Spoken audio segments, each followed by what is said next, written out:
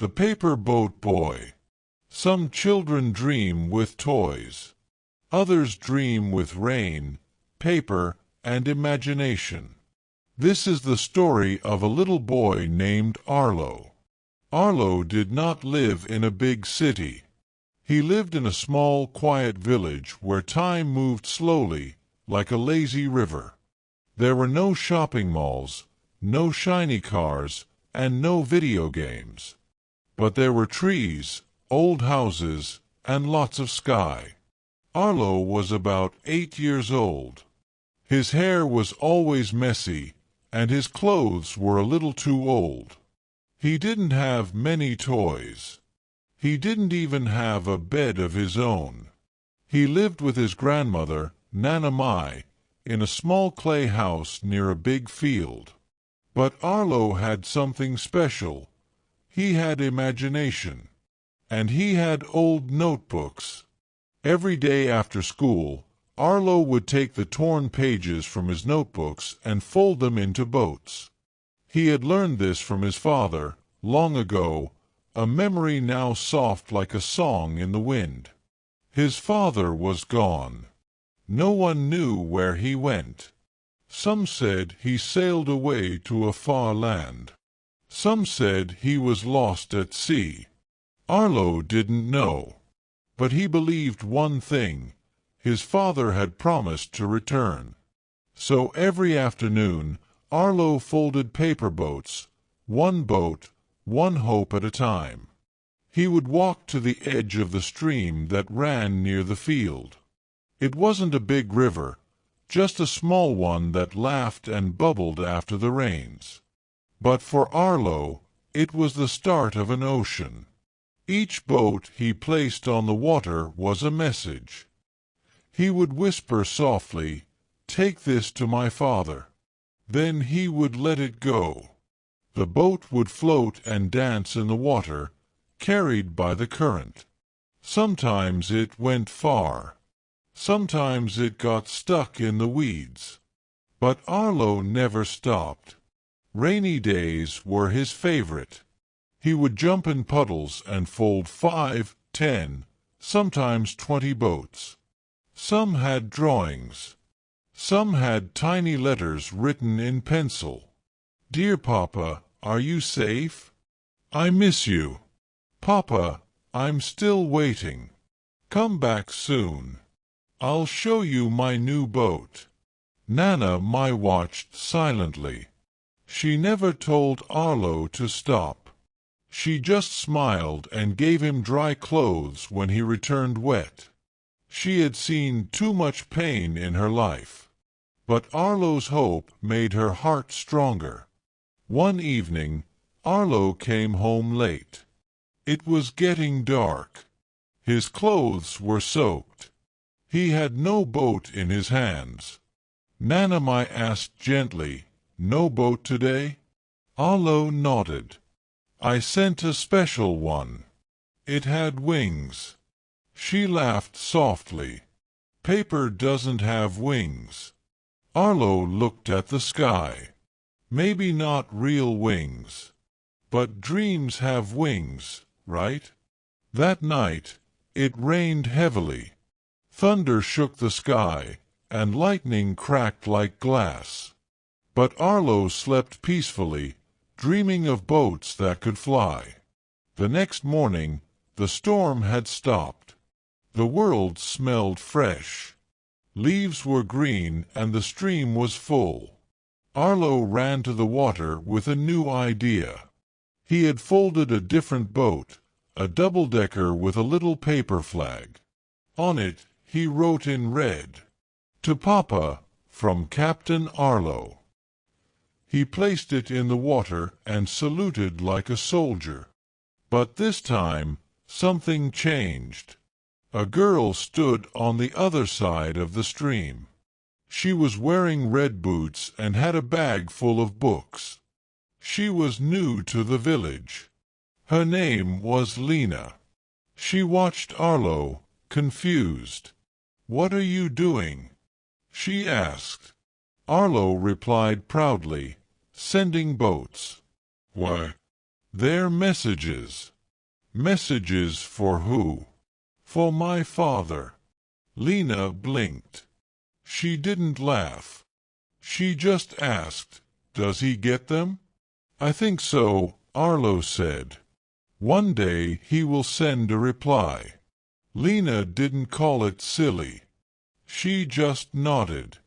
"Can I send one too?" That evening, they both sat on the grass, folding boats. Lena wrote on her boat, "To my brother in the city. I miss you." Arlo smiled. "Your first boat. It will go far." Days passed. Then weeks. The paper boats became a habit for both children. After school, they met near the stream. They folded boats, told stories, laughed, and even raced their boats. Sometimes the sky was blue, sometimes gray, but the boats kept going. Other children saw them and joined. Soon, a group of 10 kids came every evening. They brought paper, crayons, and glue. The quiet stream became a boatyard of dreams.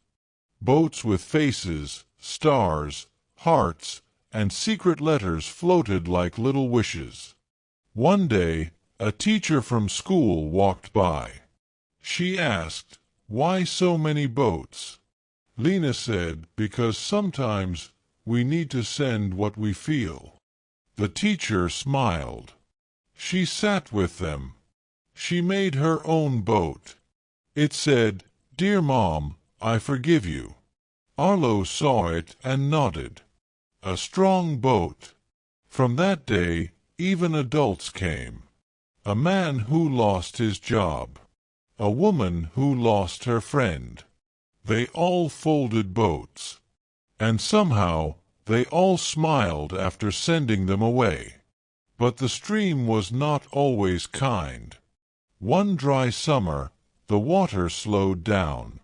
The boats stopped moving. They just floated in place. The kids were sad. Arlo stared at the still water. "Maybe the stream is tired," Lena said. Arlo thought for a while. Then he stood up. "We'll carry the boats ourselves. To the lake." It was a long walk, 1 mile through fields and trees.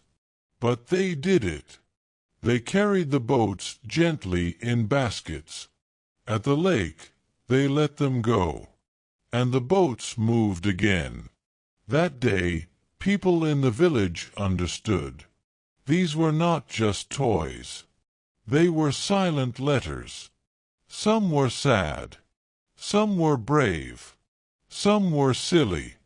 But all were true. Years passed. Arlo grew older. So did Lena. But the boats never stopped. Even when school ended and jobs came and life got louder, Arlo still made boats. One rainy evening, Arlo walked to the lake alone. He was now 18. His clothes were neat. He had a job at the town library. But he still carried a boat. He placed it in the water and whispered, "I'm going to the city tomorrow, Papa. I'll look for you." The boat floated. Arlo stood for a while, then turned to leave. But something stopped him. A small boy, about 6 years old, tugged his shirt. "Mister," the boy asked, "will you help me fold a boat?" Arlo knelt down. Of course. And so the boats continued. In a far city, a man sat by the sea. He had gray in his beard and tired eyes. He was reading a small letter, yellowed with time.